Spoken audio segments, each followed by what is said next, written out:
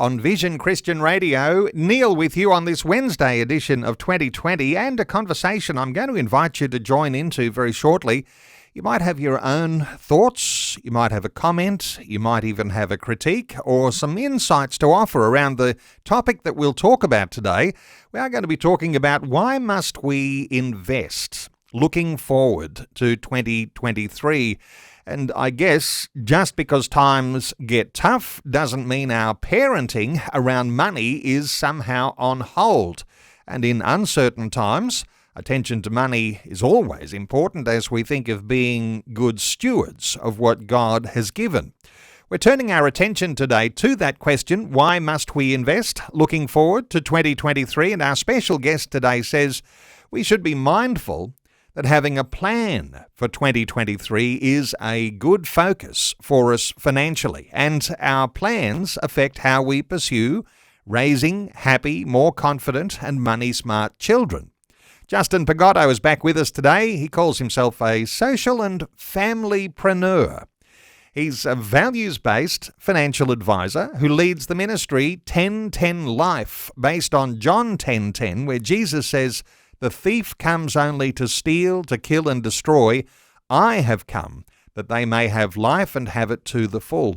And he always frames his insights with the next generation in mind, with a focus on raising money-smart kids. Justin Pagotto, a special welcome back to 2020. Thanks, Neil. Always a pleasure, always a privilege, and yeah, it's my joy to chat with you and hear the listeners' questions as well.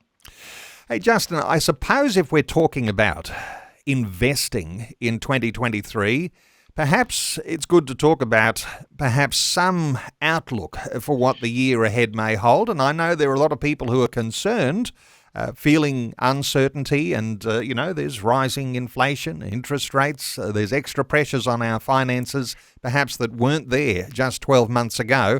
I wonder if you've got a sort of perhaps an overview type of an outlook, given that there are some uncertainties out there. Well, there sure is uncertainty, but the great thing is we have a king who knows everything. So we have the unlimited creator God and access to him. And so anything I frame today should be done in conjunction with our own relationship with God. You can't divorce the two. And as I say, when things do look uncertain, when you're a parent and you've got children watching your every move, and sometimes we're letting our kids into our finances, sometimes more than some parents more than others, but our parenting around money is not on hold just because maybe things look a little bit tougher, is it? Well, I could also say that's where the rubber hits the road and when most lessons are learned. But let's backtrack a little bit and just give a quick recap of why should we teach our kids about money and the kingdom. The first thing is Jesus talked a lot about money. Jesus talked a lot about a lot of things, but there's 2,531 verses in the Bible about money. And I'll share one of those soon.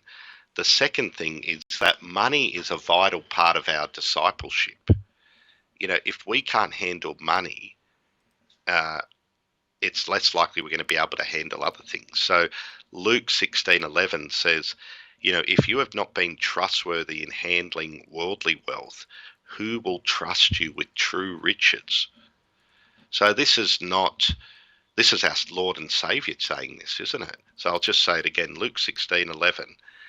If you've not been trustworthy in handling worldly wealth, who will trust you with true riches? It's very sobering, isn't it? It's very sobering indeed. Something we all perhaps need to take stock, take those things to heart.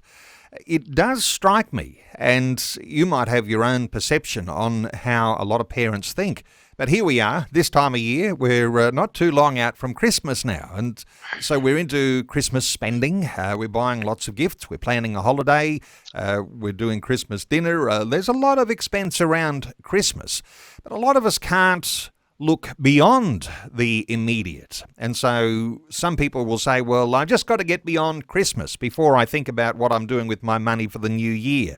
Is that too short-sighted? What sort of length of time do you think in advance we ought to be thinking about money? Well, I think we should always be thinking about money, but not for the reasons that many people think. So the reality is, if we don't teach our kids about stewarding money and its correlation with building the kingdom of God, then the world will. Okay, so we want to train our kids to be able to expand God's kingdom, and money is a very big tool in doing that. So I guess I want to challenge this whole head in the sand. I don't know how many people have told me, well, I'm not very good with money. So that may be the case from what's been modeled from your parents. But to say that as a disciple of Jesus, I don't think we can afford to keep that thought, or to not do anything about it, not to take action. It rolls off the lips for a lot of people very, very easily. I'm not good with money, or I leave that to my spouse. They look after the money. But as you say, that's a very, very incisive thing when you say, well, when you're a Christian, you actually have to take some level of responsibility for money, because this is really part of what it is to have a kingdom life, a kingdom mentality. Money becomes a little more important. So therefore, money, not only with what I do with it today, but how I invest that little extra for what will happen into the future, and being intentional about that. Absolutely. And another parable that Jesus talked a lot about and is Luke 19:11, the parable of the 10 miners. And I just find it fascinating that Jesus would talk through basically a trading, like that's a parable about trading. You had the first guy was given one mina, and then the king came back, which is referring to Jesus, and he said, put this money to work. And the king came back and he had 10. Okay. And then in the next one, the person put that mina to work and made it into 5, and the king commended. So look at the language Jesus talks about. He says,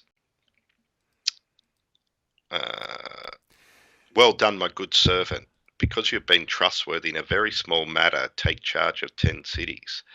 Then secondly, you take charge of 5 cities. And then the person who hid their mina out of fear, and it says, I was afraid of you because you're a hard man. You take out what you did not put in and reap what you did not sow. And Jesus's response is not great, isn't it, to that person? So it's a sobering thing. And I don't think this parable is totally about money. Like, I think it's about faithfulness in every part of our discipleship journey, but money's got to be a part of it. So to put it, let's not be like the third person who put their head in the sand. Let's make changes now. And the beauty is there's so many resources. Like, you can find out about any part of money, and part of it is, that financial freedom for kids course that we're an ambassador for. But, there's so many courses. You can find out about investing in real estate, in shares, general budgeting. To have the attitude that I'm just going to stick my head in the sand, I just don't think that's a kingdom value.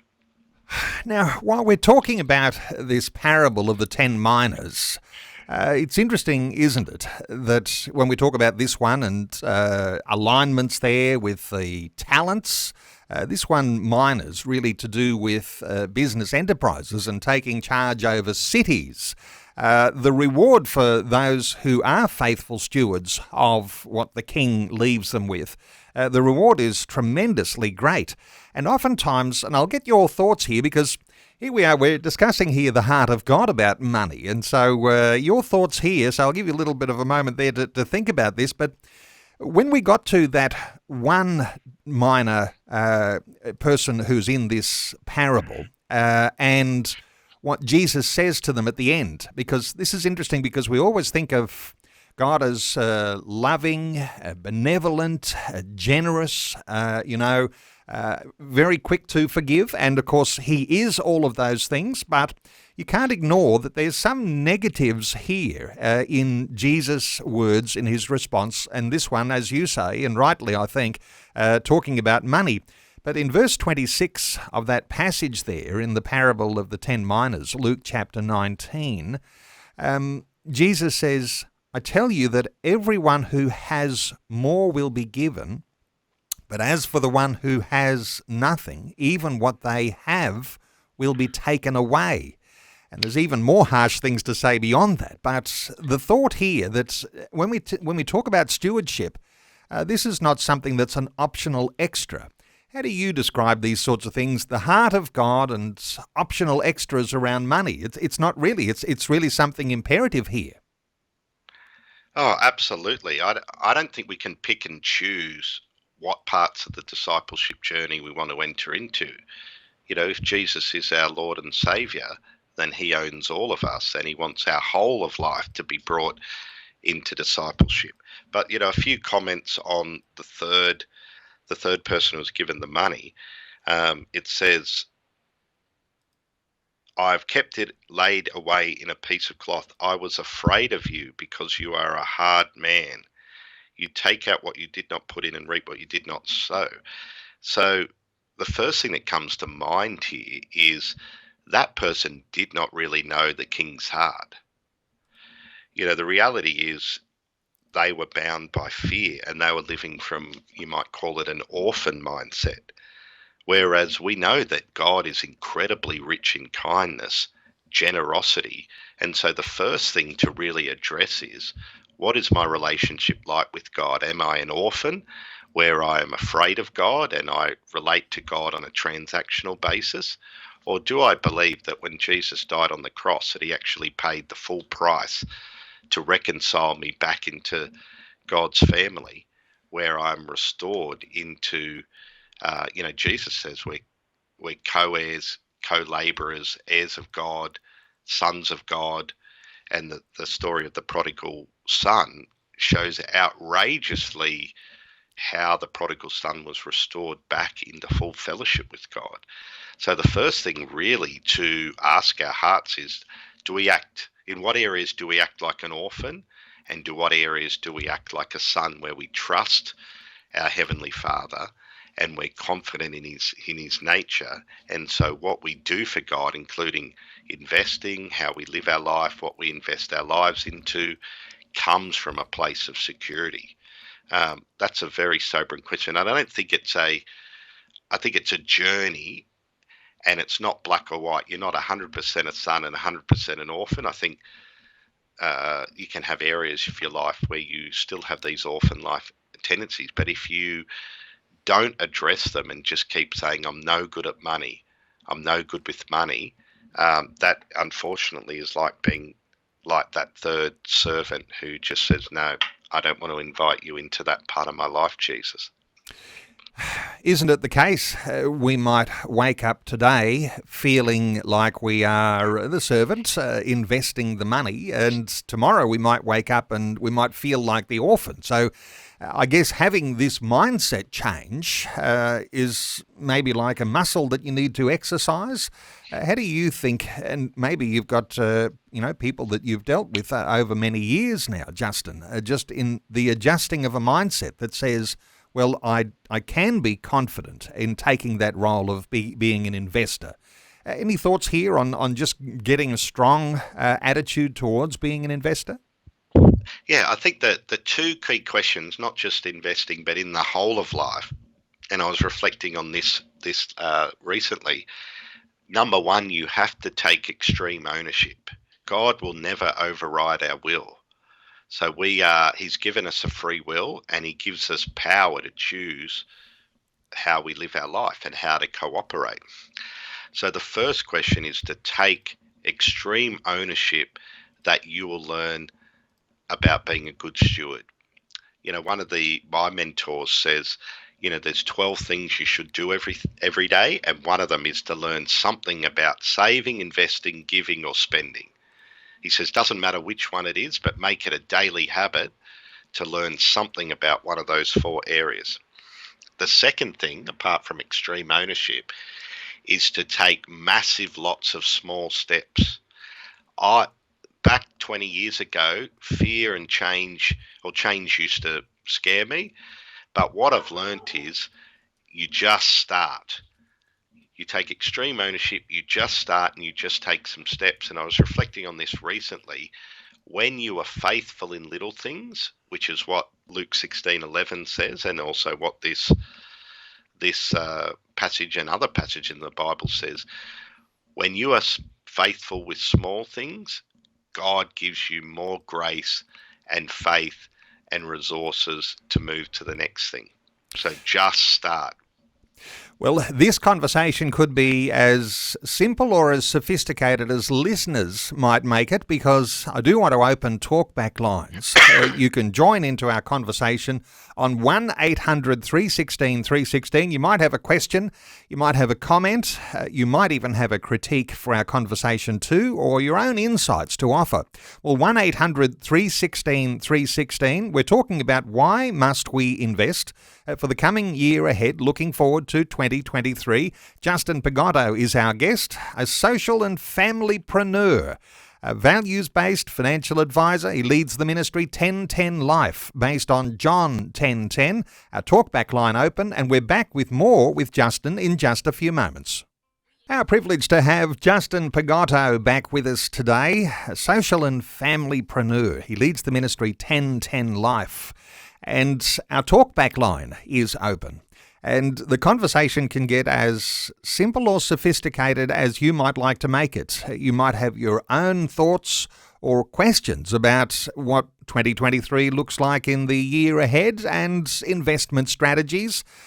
Do they work for you, or would they work for you? Or even around these issues that we're talking about, being fearful of investing or not taking that stewardship responsibility seriously that we might have in our relationship with God around our finances. So 1-800-316-316 to join in our conversation today with Justin Pagotto. Justin, if we're talking simple and sophisticated, where do you suggest for that person who does want to turn over a new leaf, wants to look forward to a year ahead and recognises they need to get a grip on some level of investing, where's the best place to start, do you think? So the first thing is to always make sure that you break out of the debt and scarcity mindset and make sure whatever level of income you earn, you save more. So you can't do anything if you're always spending everything that you earn. Okay. Once you have an amount, take that amount and invest it in something of value. And then let's talk about compound interest. So Albert Einstein said compound interest is the eighth wonder of the world. He who understands it earns it. He who doesn't pays it. Compound interest is the most powerful force in the universe.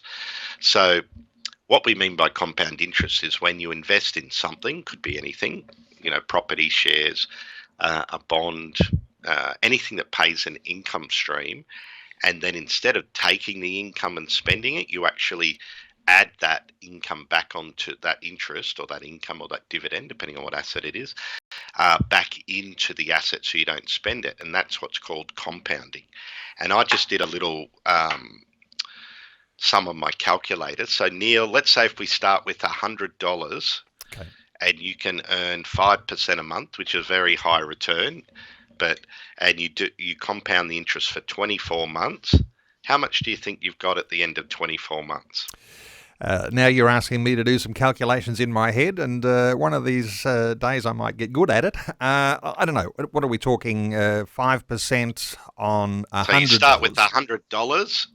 You make 5% per.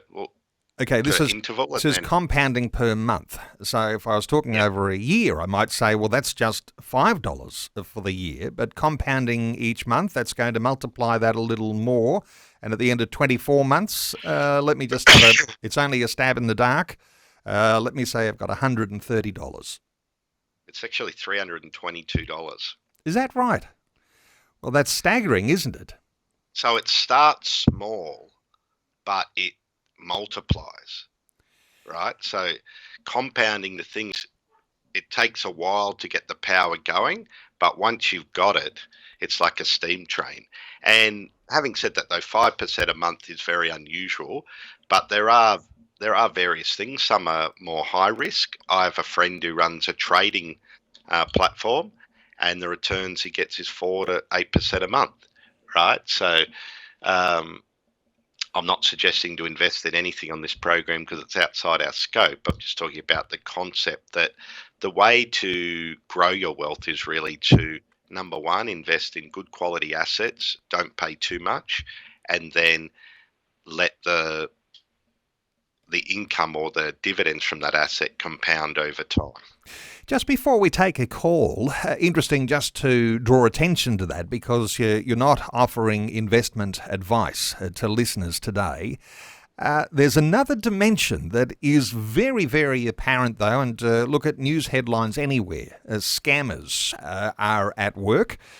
Just quickly, before we do take a call, there would be some caution, wouldn't there, around anyone who's offering very high returns because you might need to check things out very carefully. Oh, absolutely. And you can have a look on the ASIC website. It's full of people promising high returns.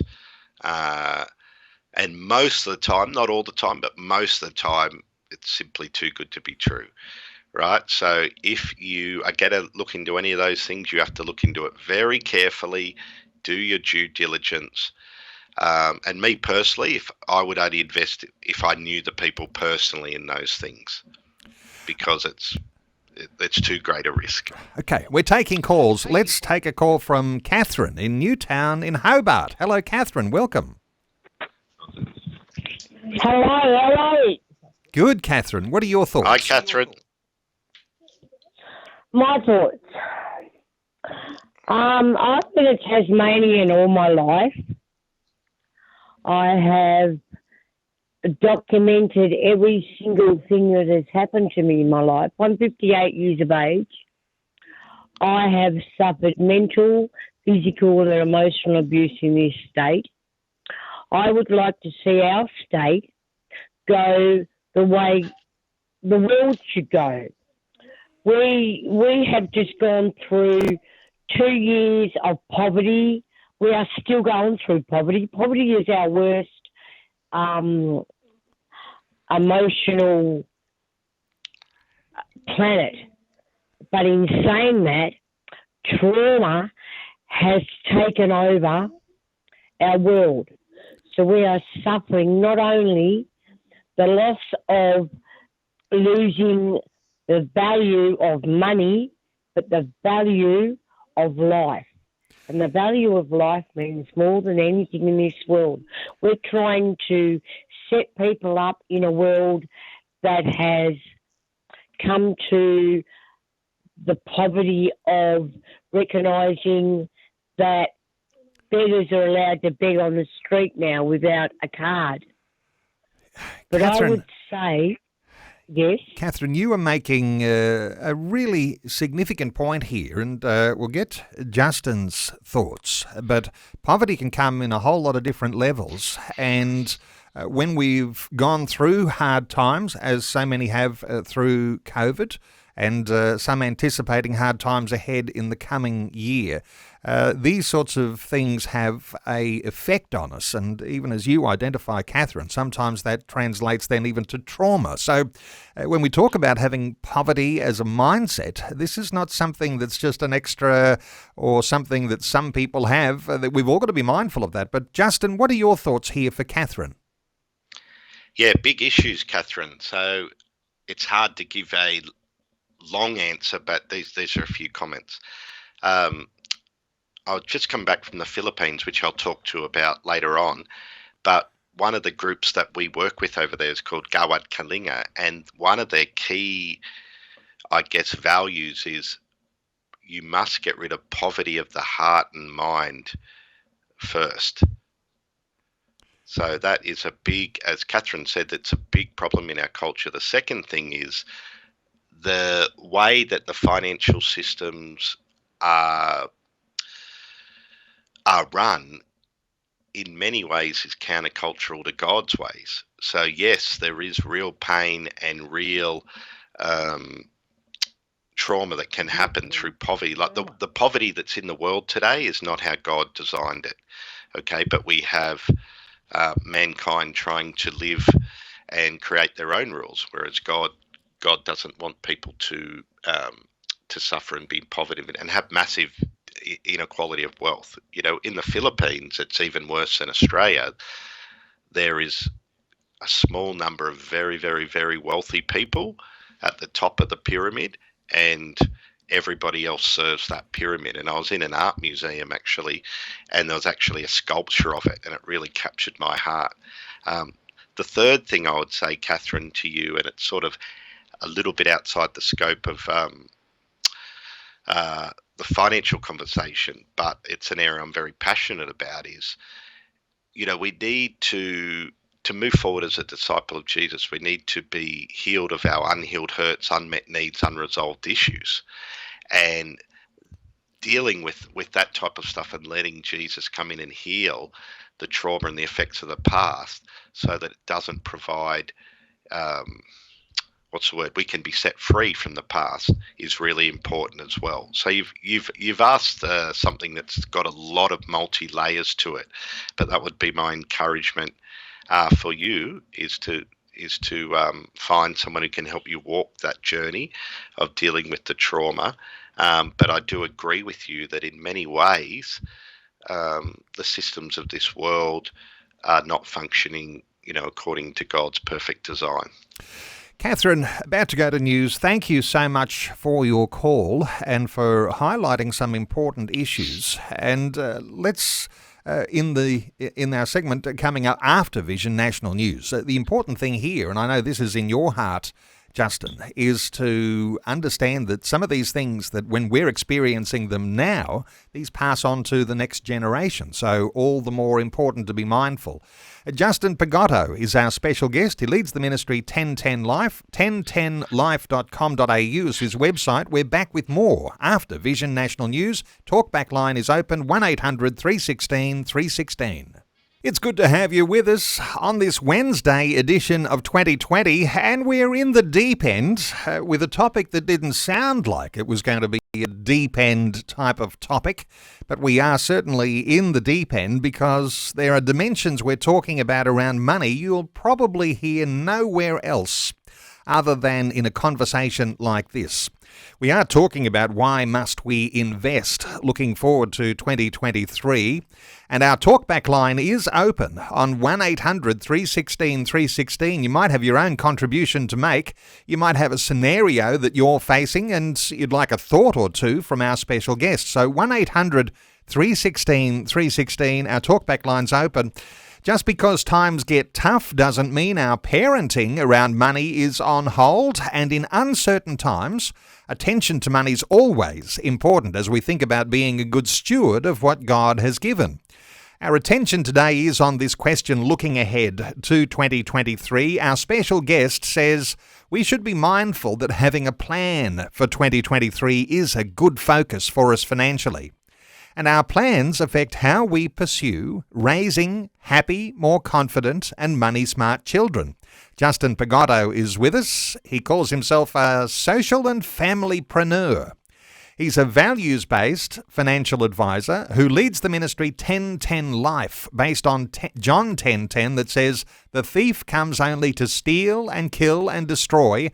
I have come that they may have life and have it to the full." Our talkback line open, 1800 316 316 to join in our conversation.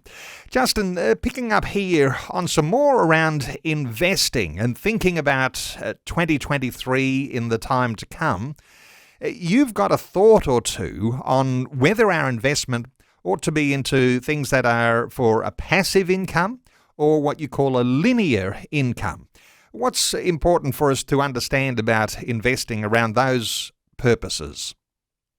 Yeah, well, let's look firstly at what King Solomon, who to this day is reputed to be the world's most wealthiest person. So the first thing is, when King Solomon was asked, what do you actually want? He said, give me wisdom. So the first thing I want to encourage everyone to do, including myself, is to keep saying to God, I want your wisdom. I want to know how to do things, when to do them and what to do. But King Solomon had this interesting, what he said in Ecclesiastes, divide your portion amongst 7 or even 8, for you do not know what disaster may befall the land. So I'll read that out again. So in Ecclesiastes it says, divide your portion among 7 or even 8, for you do not know what disaster may befall the land. And could that verse have been written for 2022? Could have been written for 2020, couldn't it? And you might anticipate that back in King Solomon's days, there might have been some people with some financial savvy, and there might have been all sorts of different investment structures around that time. So, we shouldn't assume that things were less sophisticated when it comes to the way they're investing, even though their culture was somewhat different to ours. So dividing your portion among 7, even 8. Some people have thought, you should have all your eggs in one basket, but 7 or 8 different baskets, is that spreading yourself too thinly? What's the wisdom in having those 7 or 8 investment strategies?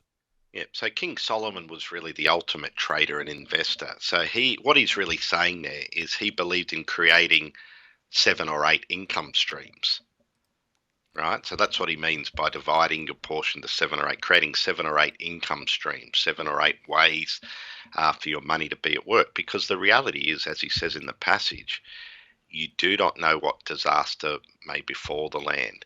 So there are some times when something blows up, and if you have all your eggs in that basket, it's not going to be a good time if that blows up. So that's another key thing. I've seen too many people over the years put a lot of money into one thing, all their life savings, and then that blows up and you're left with nothing. You should never do that. So let's have a look at passive income, or sometimes it's called recurring income or ongoing income or trail income. There's different names for it. Is income that you get because an investment is working for you, so you don't have to physically work for this investment. Whereas linear income, or your wage income, employment income, relies on you working in order to get paid. So you have a break, you stop getting paid. So let's have a look at the different overall types of passive income. Can you sell a product online where you do the work once and you focus on getting traffic to your website to make sales? That's known as e-commerce. Any investment, whether it's in stocks, shares, options trading, real estate, or we'll mention real estate in a second. Anything that gives you a passive income stream from being an owner of the company.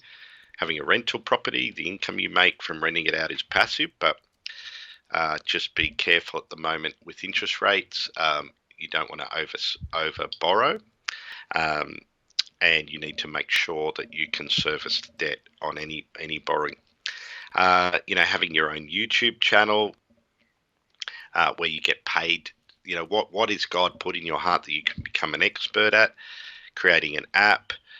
In the financial freedom for kids, there's different ways we teach the kids how to generate income. A very easy one. I'm going to give people a very easy way to save money and also to make a little bit of money as well, right? But all of these take work. And remember what I said before about extreme ownership and also making consistent action. These things just don't happen. You just don't think and then it magically happens. Just before you give us these extra practical ways, interesting terminology that I note that a whole lot of young people are employing in the way that they talk about their life. And the thought that, I'm going to get a job. I think this, I'm just trying to remember where I heard it. I think it might have been some results from the National Youth Survey that was run earlier this year. The thought that young people think about getting a job, but also recognising that having just a wage may not be enough to fulfil the sorts of dreams and visions they have. So they use this terminology, a side hustle. It's the something that is extra to your regular income. And so some of these things, no doubt, fit into that, and particularly for young people and our children growing up and trying to become savvy with money. That terminology, is that a useful terminology to use with kids? Do you use that when you're talking to young people? Yeah, the hustle's got connotations to it, right? Because but basically all it means is you've got your regular gig is whatever it is. Like I have about 4 or 5 side hustles, just me being personal, right? So, And we'll take that 'cause the I've right got way, by the way, right. So what I mean by side hustles is different ways to serve the community. So what you've got to come back to is, especially as Kingdom people, um, what do I have that's of value? What am I passionate about? And how can I serve the community? And if you do those 3 things, the money will flow. I'll give you an example. So one of my best friends in Sydney, their son is a really good foil rider. You know, the foil rides where they're like surfboards, but they've got a wing attached to it and you can go faster than the surfers. Anyway, I started talking to him. Why don't you start training people, like probably middle-aged bankers, right? Middle-aged bankers who work at Macquarie Bank or, whatever, Yeah. who look at you and go, wow, you're a 17-year-old kid and you are an amazing foil rider. Why don't you train them? And he has. And I said, well, why don't you start thinking about doing an online course teaching people how to foil ride, right? So you've got to it requires a change of mind to think, what do I have of value and how can I serve people? For me, I actually like copywriting, through all the businesses that I've learned to copyright pretty well. So this is a brand new one. I've decided to create this 10 copywriting services for businesses and to help them target their niche market and how to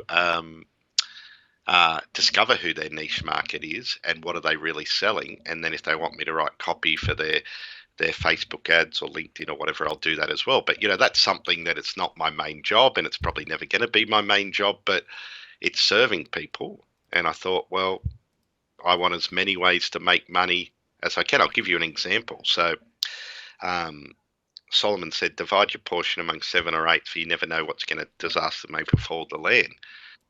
Pre-COVID, I spent 2 years of my life building up Trips Plus Holidays with Purpose, which is a Holidays with Purpose travel company, social enterprise that takes people to the Philippines to do either a combination of charity mission or a medical mission or some form of volunteer work and have a holiday and see the stunning Philippines. And the idea is that,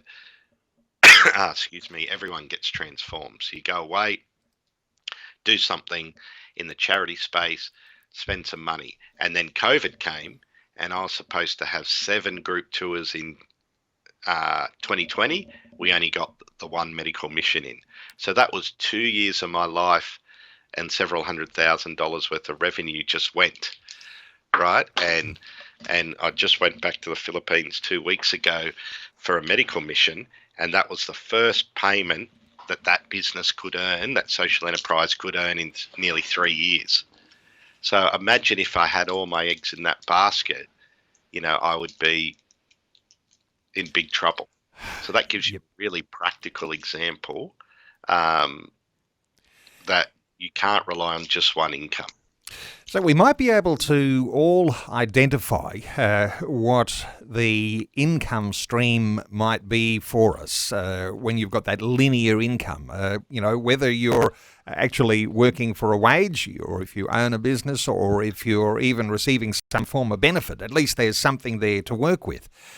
So beyond that, identifying those things that you are uniquely gifted in. I mean, when you say, and I've started a little copywriting enterprise, writing ads and things like that for people, well, there's a gift that you have. Not everyone's got that gift, but lots of people have their own gifting. So a lot of churches work with identifying gifts, and gifts can go beyond just even those biblical gifts that we might read about in the scriptures, but identifying what your gift is to be able to do something that might become your side hustle. That's and others might have that wisdom. Others that are closest to us, that love us, they might be able to identify what we're good at, even if we can't see that. Exactly. And the reality is you've got to face the fact that it takes work, right? So a lot of people stop just because it's hard work, right? But if it's in your heart, I just say to people, do it. And in the whole of life, let's be investors in our relationship with God, investors in our relationships with loving our family well, investors into becoming the best parents we can be, investors into serving our community as best we can, investors into education. But that all takes place in real time, energy, and money. I told everyone I'd give you a good little side hustle. Do you want one which I think is a great side hustle? Hit us with it. Right. So one of the things I'm passionate about is buying locally, or supporting local economies rather than always the big guys. And so I came across this model called Box Divvy, Divvy. Okay. And basically what it is, it's a fruit and veg and bread and eggs and honey business. And the way it works is this. You form a hub in your local area. So I live in the Port Macquarie region in a small town called Lake Cat-Eye, but so I'm involved in the Lake Cat-Eye hub, and there's a brilliant app, so on my phone, and then you order the fruit and vegetables, bread, eggs, honey, and it goes straight to a farm. That farm buys it in bulk or produces it in bulk. It comes to the Box Divvy hub, which is one person who decides to be they're called the hubster, the person who runs the hub. And then once a week, so this afternoon, I'll be able to go pick up my fruit and vegetables. And it's about 30 to 40% lower than the average prices of the from buying from the big supermarkets.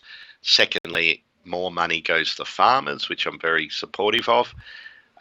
Thirdly, it's really fresh. So everything is so fresh because it comes from the farms on the Sunday, packed at my house on Wednesday.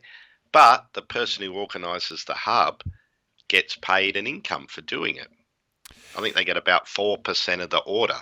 So that's a business that anyone in most places of Australia, because it's only a fairly new business, not my business, by the way, just for, but I love the concept. And it gives an opportunity, doesn't it, to use your existing network to start something of a business. So, and I'm assuming you really don't need any sort of, or not a great deal of money to you need a bit of space. Nothing. That's right. So you can start with nothing. So that's a zero, and you're not going to make a fortune out of it. But let's say if you make $100 to $200 a week and get fresh fruit and vegetables, it's not a bad little side hustle. There's also other businesses where you can resell. One of my little side hustles is a small telco business where you help people get better deals on mobiles, internet, energy. Also other things like credit cards for businesses when they do the tap and pay. So there's so many opportunities. What you've got to do is partner with God, ask him, what do you want me to do, God? Lead me on a journey, take some steps, try things. Failure is inevitable, but the people who go on that journey with God, there's always good fruit if they stick with it long enough. Now, I can't help but mention too that when you talk about those side hustles and the Box Divvy, the fruit, veggies, eggs, honey business, that sort of thing also has a dimension where in this day and age when we're so disconnected, digitally, but you actually forge some relationships personally, face to face. There's a pick up and a drop off in all of that, and there's also this. I can just sort of sense this way of monitoring a care for one another, like a pastoral care. There's a side value to doing that might well make you a few dollars on the side, but also very, very good for connecting socially with your community. Yeah, and one of the things in the copywriting little business that I've started, I ask people is, what are you really selling? So as you said, Box Divvy, you're not really selling fruit and vegetables. You're actually selling a collaborative community hub. It's very different, isn't it? So you've got to work out what are you really selling in any business or side hustle and make sure that you communicate that. And talking next generation too, if you don't have time to do that yourself, and your kids are just Your kids locked, could you do know, it. if your It's kids in about front 2 of or 3 gaming, hours a week. gaming and screens all day, there's something there to make a diversion. Hey, running short of time, I did want to ask you a little more about your visit to the Philippines, because sometimes when we're talking about money, wealth, investment, comparing who we are and what we have here in Australia sometimes comes into a context when you can compare yourself to some in other nations. And there's some widespread poverty in the Philippines. You've noted that, these contrasts are very obvious, and you take your kids with you to the Philippines, and that makes a huge difference in the way they think about money too, no doubt. Oh, absolutely. And so whenever I go back, I'm always struck with a love for the poor, and it always changes me. Um, let me share a couple of stories, and I think that will bring things into perspective. Because remember, our reality is very much coloured by the world we live in, the advertising, social media, comparisons with one another. But in the Philippines, we went and visited a village as part of our medical mission trip that I was part of leading. And anyway, the kids dance for us and tell a story, and I'll tell 3 stories. So the youth in that village are falling behind simply because they don't have a printer and a computer. They have to walk several kilometres into town to print out an assignment. That's just unconceivable to us, right? They also don't have people to teach them English. And so our heart of our team was really touched. And some of them said it was the most impactful day of their life. And we said, how much is it going to cost to fix that problem? Oh, 40,000 pesos, which is about 1,200 Aussie dollars, to get a printer and a computer and set it up as sort of a little hub in their village. So we just said, done, that problem won't exist anymore. And they're going to start selling the printing to the village and the neighbouring village, so they don't have to walk into town. So we've created this little micro business that's so simple for us, but it's going to have a radical impact. The second story, and then I want to tell 2 stories about a house building program, which really puts it into perspective.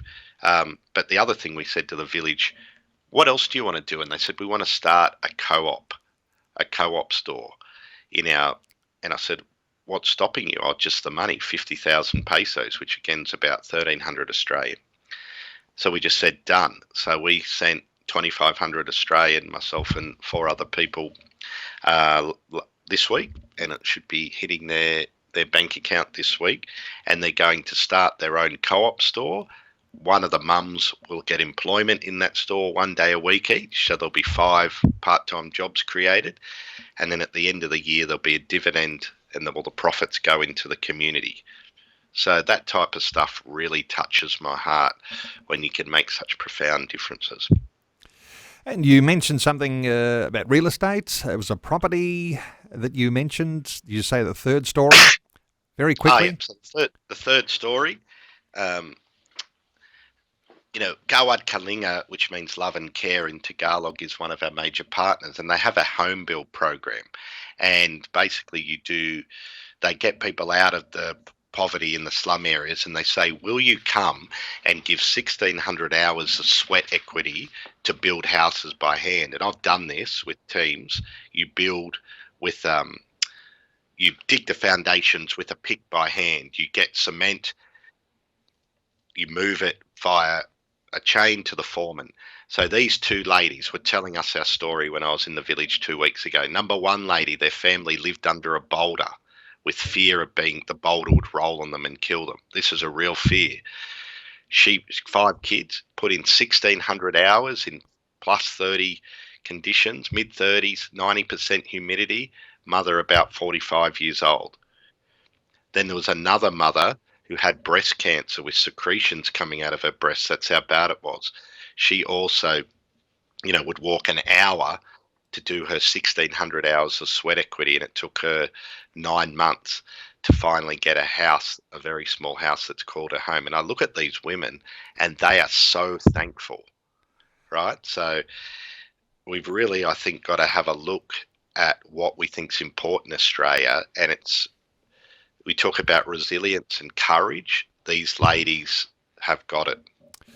Well, just great insight, because topping off our conversation today about investing for 2023, bringing our own perspectives into the context of what happens in the world. A lot of the world is the developing world.